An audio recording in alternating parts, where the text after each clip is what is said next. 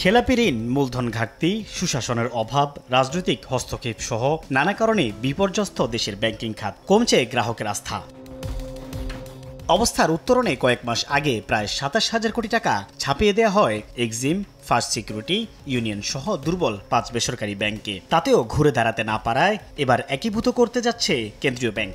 এজন্য দরকার হতে পারে ৩৫,০০০ কোটি টাকা, যার মধ্যে ২০,০০০ কোটি টাকাই সরকারের কাছে চাইবে বাংলাদেশ ব্যাংক। বাকি অর্থ চাওয়া হবে আমানত বীমা তহবিল সহ IMF, বিশ্বব্যাংকের কাছে। ডিপোজিট ইন্স্যুরেন্সে যেহেতু অনেক টাকা আছে, সরকার চাইলে সেইগুলো বাংলাদেশ ব্যাংকের বিবেচনায় যদি ওখান থেকে কিছু কম্পেনসেট দরকার হয়, তাহলে সেখান থেকেও তারা এই টাকা কিছু ট্রান্সফার করে নিতে পারে। একীভূত করার আগেই এসব ব্যাংকের সব শেয়ার শূন্য করার পাশাপাশি ফেরত দেওয়া হবে ক্ষুদ্র আমানত। A, B আর C ব্যাংক মার্চ করছে। সাধারণ মানুষের কাছে ABCর শেয়ার রয়েছে। এখন তিনটা কোম্পানির শেয়ারের অভিহিত মূল্য সেম, কিন্তু বাজার মূল্য তো সেম না। তখন বাজার মূল্যকে ওয়েটেড অ্যাভারেজ দিয়ে সেম আনা হবে।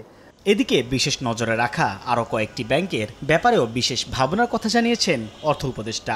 ডিপোজিটের টাকা কোনোভাবে যাতে না হবে সেই দৃষ্টি নিয়ে মার্জার করবে, আর মার্জার করবে এইভাবে যে যাতে মার্জার করবে ওটা কিন্তু একটা ভায়াবল ব্যাংক হয়। এমন কিছু কিছু ব্যাংক আছে যাদেরকে যতই মার্জার দেয় ওরা আপনার ইসের আওতায় বাইরে চলে গেছে, ওটা এখন প্যালিয়েটিভই আছে। তবে একীভূতকরণে ব্যাংক খাতে বিদ্যমান সমস্যার সমাধান দেখছেন না আর্থিক খাত বিশ্লেষকরা। কেন আপনি সরকার এগুলোর পেছনে আবার টাকা পয়সা দিবে? কয়দিন আগে দেখলো না লিকুইডিটি সাপোর্ট দিয়ে একটা ব্যাংক ঘুরে দাঁড়াইছে। এগুলোকে সাপোর্ট না দিয়ে বরঞ্চ তাদের কাছ থেকে একটা রিকভারি প্ল্যান নিয়ে একটা সময় নিয়ে ছেড়ে দেন।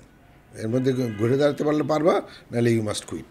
বাংলাদেশ ব্যাংকের তথ্য, গেল বছরের সেপ্টেম্বর থেকে চলতি বছরের মে পর্যন্ত দুর্বল ৫ ব্যাংকের আমানত কমেছে ২২,০৬০ কোটি টাকা।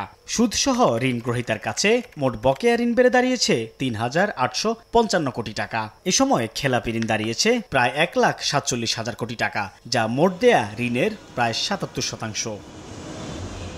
সাইফুল ইসলাম, সময় সংবাদ, ঢাকা।